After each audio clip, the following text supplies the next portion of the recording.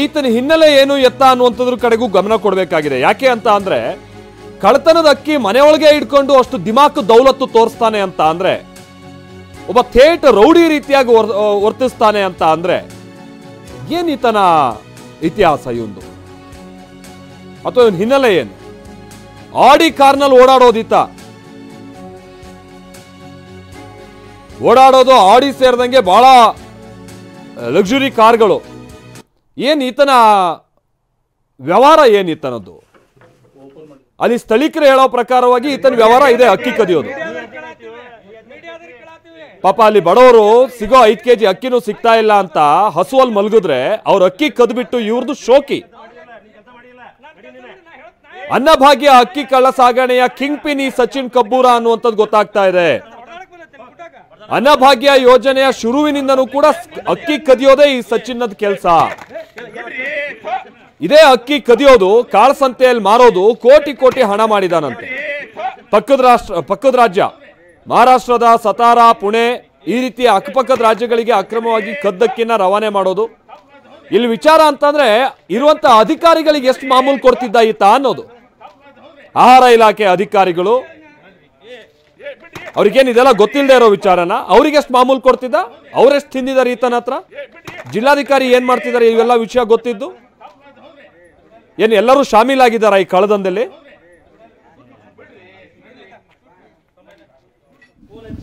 ಬಂಗಾರಪ್ಪ ಹಂದ್ರಾಳ ಇವರು ಸರ್ಕಾರದಿಂದ ಪಡಿತರ ಅಕ್ಕಿನ ಫಲಾನುಭವಿಯಿಂದ ಪಡೆದವರು, ಅದ್ರ ಬಗ್ಗೆ ನಾವು ಪರಿಶೀಲನೆ ನಂತರ ಹೇಳ್ತೀವಿ. ಇಲ್ಲೇ ಒಳಗಡೆ ಇರೋಂಥದ್ದು ಒಂದು 15ರಿಂದ 20 ಕ್ವಿಂಟಲ್ ಅಕ್ಕಿ ನಮ್ಮ ಸರ್ಕಾರದ ಪಡಿತರ ಅಕ್ಕಿ ಧಾನ್ಯ.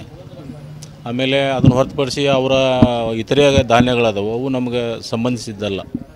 ನಮ್ಮ ಸರ್ಕಾರದಿಂದ ಬಂದಿರತಕ್ಕಂಥ ಪಡಿತರ ಅಕ್ಕಿ 15ರಿಂದ 20 ಕ್ವಿಂಟಲ್ ಆಗ್ತದೆ. ಈಗ ಅದನ್ನು ತೂಕ ಮತ್ತು ಪರಿಶೀಲನೆ ಮಾಡಿ FIR ಮಾಡ್ತೇವೆ, ಇವ್ರ ಮೇಲೆ ಕೇಸ್ ಮಾಡ್ತೇವೆ. ಸೊ ಇದು ನೋಡಿ, ಅಲ್ಲ ಅಧಿಕಾರಿ ಹೇಳಿರೋ ಮಾತು ಗೊತ್ತಿಲ್ಲ ಇದ್ರ ಬಗ್ಗೆ ಅವ್ರು ಹೆಂಗ್ ತನಿಖೆ ಮಾಡ್ತಾರೆ ಏನು ಎತ್ತ ಅಂತ. ಅದ್ರ ಮೇಲೆ TV9 ಕಣ್ಣಿಟ್ಟಿರುತ್ತೆ. ಯಾಕಂದ್ರೆ ಇದ್ರಲ್ಲಿ ಯಾರ ಪಾಲು, ಇವರೆಲ್ಲ ಎಷ್ಟು ತಿಂದು ತೇಗಿದ್ದಾರೆ ಈ ಅಧಿಕಾರಿಗಳು ಈ ಸಚಿನ್ ಕಬ್ಬೂರನ್ ಜೊತೆ ಸೇರ್ಕೊಂಡು.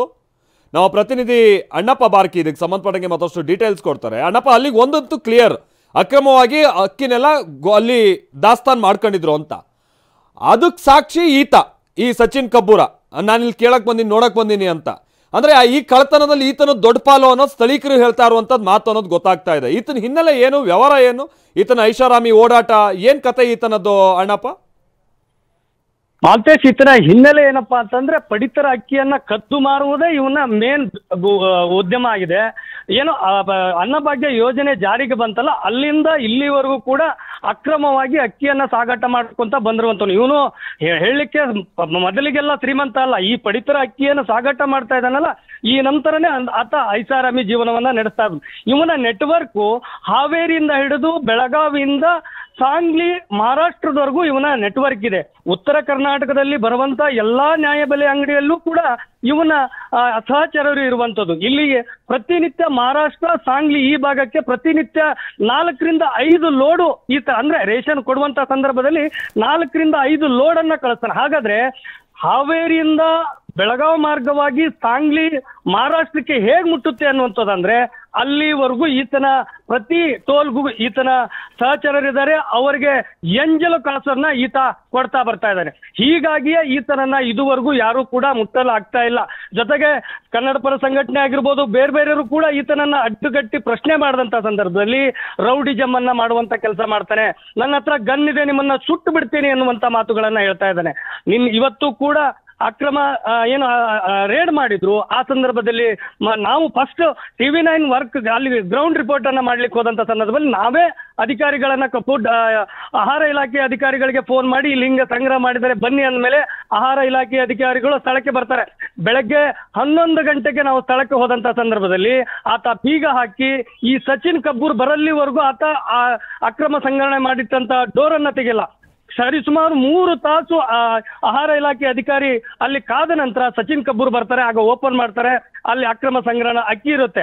ಆಗ ಅಧಿಕಾರಿಗೆ, ಏನು ಆಹಾರ ಇಲಾಖೆ ಅಧಿಕಾರಿಗೆ ಸಚಿನ್ ಕಬ್ಬೂರ್ ಇವನ ರೇಷನ್ ಅಕ್ಕಿ ಅನ್ನೋದನ್ನೇ, ಪಡಿತರ ಅಕ್ಕಿ ಅನ್ನೋದನ್ನೇ ನೀವು ಹೇಗೆ ಸಾಬೀತು ಮಾಡ್ತೀರಾ, ಅದಾದ್ಮೇಲೆ ನೀವು ಇದನ್ನ ತೆಗೆದುಕೊಂಡು ಹೋಗ್ಬೇಕು ಅನ್ನುವಂತ ಪ್ರಶ್ನೆಯನ್ನು ಇಟ್ಟಾಗ ನಾನು ಪ್ರಶ್ನೆ ಮಾಡ್ತೀನಿ ಆತನನ್ನ, ನೀವ್ಯಾರು ಅನ್ನುವಂಥ ಪ್ರಶ್ನೆಯನ್ನಿಟ್ಟಾಗ ನಾನು ಅವರ ಸಂಬಂಧಿ ಸ್ಥಳೀಯ ಅಂತಾರೆ. ಹಾಗಾದ್ರೆ ನೀವು ಇದ್ರ ಮಾಲೀಕರ ಅನ್ನುವಂಥ ಕೇಳಿದ್ರೆ ನೀನ್ ಯಾಕೆ ಕೇಳ್ತೀಯಾ ಅಂತೇಳಿ ನಾವು ಮಾತಾಡ್ತಿರುವ ಸಂಭಾಷಣೆಯನ್ನ ಚಿತ್ರೀಕರಣೆ ಮಾಡ್ತಿದ್ದಂತ ನನ್ನ ಕ್ಯಾಮ್ರಾಮನ್ ಮೇಲೆ ಹಲ್ಲೆ ಮಾಡಿ ಕ್ಯಾಮ್ರಾವನ್ನ ಜಖಂಗೊಳಿಸುವಂತ ಕೆಲಸ ಮಾಡ್ತಾನೆ. ಜೊತೆಗೆ ಬಡವರ ಹೊಟ್ಟೆ ಮೇಲೆ ಹೊಡೆದಂತ ದುಡ್ಡಿನಲ್ಲಿ ಏನ್ RD ಕಾರ್ ತಗೊಂಡ್ಬಂದಿದ್ನಲ್ಲ, ಆ RD ಕಾರಲ್ಲಿ ಕೂತ್ಕೊಂಡು ಸುಟ್ಟು ಬಿಡ್ತೇನೆ ಮಗನೇ ಅನ್ನುವಂತ ಮಾತುಗಳನ್ನ ಆಡ್ತಾರೆ. ಹಾಗಾದ್ರೆ ಅಧಿಕಾರಿಗಳು ಏನ್ ಮಾಡ್ತಾ ಇದ್ದಾರೆ, ಹಾವೇರಿ ಜಿಲ್ಲೆಯಲ್ಲಿರುವಂತ ಅಧಿಕಾರಿಗಳು, ಜೊತೆಗೆ ಉತ್ತರ ಕರ್ನಾಟಕದಲ್ಲಿರುವಂತ ಇದಕ್ಕೆ ಸಂಬಂಧಪಟ್ಟ ಅಧಿಕಾರಿಗಳು ಏನ್ ಮಾಡ್ತಾ ಇದ್ದಾರೆ, ಇಲ್ಲಿಂದ ಅಪ್ ಟು ಬೆಳಗಾವಿವರೆಗೂ ಈ ತರ ನೆಟ್ವರ್ಕ್ ಇದೆ, ಇವನಿಗೆ ಕಡಿವಾಣ ಹಾಕ್ಲಿಕ್ಕೆ ಆಗಲ್ವಾ ಅನ್ನುವಂತ ಪ್ರಶ್ನೆ ಆಗ್ತಾ ಇದೆ.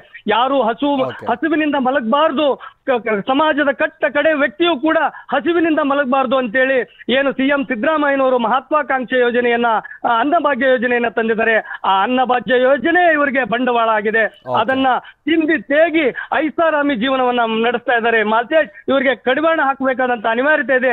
ಜಿಲ್ಲಾಧಿಕಾರಿಗಳು ಇದಕ್ಕೆ ಸಂಬಂಧಪಟ್ಟ ಅಧಿಕಾರಿಗಳು ಏನ್ ಮಾಡ್ತಾರೆ ಅನ್ನೋದನ್ನ ಕಾದ್ ನೋಡ್ಬೇಕಾಗಿದೆ. ಮಾತೇಶ್, ಕರೆಕ್ಟ್. ಅಣ್ಣಪ್ಪ ಬರ್ಕಿ, ಒಂದು ವಿಚಾರ ಅಂತಂದ್ರೆ ಈತನ ಹತ್ರ ಎಂಜಲ್ ಕಾಸ್ ತಿಂತಾರೆ ಆಹಾರ ಇಲಾಖೆ ಅಧಿಕಾರಿಗಳು ಯಾರು, ಅದು ಒಂದು ಬಯಲಾಗಬೇಕಿದೆ. ಆಮೇಲೆ ಈತ ಗನ್ ಹಿಡ್ಕೊಂಡಿದ್ರೆ ಆ ಲೈಸೆನ್ಸ್ ಹೆಂಗ್ ಕೊಟ್ಟಿದ್ದಾರೆ? SP ಇದನ್ನ ಮತ್ತೆ ಕೂಲಂಕುಷವಾಗಿ ಪರಿಶೀಲನೆಗಳು. ಈತ ಕಣ್ಕೊಂಡವ್ರನ್ನ ಸುಡ್ತೀನಿ, ಕೊಲ್ತೀನಿ, ಗನ್ ಇದೆ ಅಂತ ಹೇಳ್ಕೊಂಡು ಈ ತರ ದಿಮಾಕಲ್ಲಿ ಓಡಾಡ್ತಿದ್ದಾನೆ ಅಂತ ಅಂದ್ರೆ ಈತನಿಗೆ ಯಾವ ಆಧಾರದ ಮೇಲೆ ಲೈಸೆನ್ಸ್ ಕೊಟ್ಟಿದ್ದಾರೆ? ಇದರಿಂದ ಇನ್ನೇನು ಅನಾಹುತವನ್ನು ಇವ್ರು ನೋಡ್ತಾ ಇದ್ದಾರೆ. ಮೊದಲು ಅಲ್ಲಿ ಗನ್ ಲೈಸೆನ್ಸ್ ನ ಕ್ಯಾನ್ಸಲ್ ಮಾಡಬೇಕಾದಂಥದ್ದು ಅನಿವಾರ್ಯತೆ ಇದೆ ಅಂತ ಕಾಣಿಸುತ್ತೆ ಅಣ್ಣಪ್ಪ. ಅದಕ್ಕೆ ಸಂಬಂಧಪಟ್ಟಂಗೆ ಜಿಲ್ಲಾ ಪೊಲೀಸ್ ವರಿಷ್ಠಾಧಿಕಾರಿಗಳನ್ನು ಕೂಡ ಪ್ರಶ್ನೆ ಮಾಡಿ, ಅಕಸ್ಮಾತ್ ಈತನ ಹತ್ರ ಏನಾದರೂ ಗನ್ ಇದ್ದಿದ್ದೆ ಆದಲ್ಲಿ ಯಾವ ಆಧಾರದ ಮೇಲೆ ಕೊಟ್ಟಿದ್ದೀರಾ ಈತನಿಗೆ ಗನ್ನ ಲೈಸೆನ್ಸ್ನ ಅಂತ ಹೇಳ್ಕೊಂಡು, ಏನು ಕಳ್ತನ ಮಾಡ್ಕೊಂಡು ಓಡಾಡುವಂಥ ಗನ್ ಕೊಟ್ಟಿದ್ದಾರಾ ಇವನಿಗೆ? ಅದನ್ನು ನೀವು ಪ್ರಶ್ನೆ ಮಾಡಿ ಅಣ್ಣಪ್ಪ ಬಾರ್ಕಿ. ಧನ್ಯವಾದ ಮಾಹಿತಿಗಾಗಿ. ಸೊ ಇದು ಆಗಿರುವಂಥದ್ದು ಘಟನೆ. ಬಡವರ ಅಕ್ಕಿಯನ್ನು ಹೀಗೆ ಹಾಡ ಹಗಲೇ ಕದ್ದು ಮಾರಾಟ ಮಾಡ್ತಾ ಇದ್ರು ಕೂಡ ಏನೂ ಗೊತ್ತಿಲ್ಲ ಅನ್ನೋ ರೀತಿಯಾಗಿ ಇದಾರಲ್ಲ ಅಧಿಕಾರಿಗಳು, ನಾಚಿಕೆ ಆಗ್ಬೇಕು ಇವ್ರುಗಳಿಗೆ.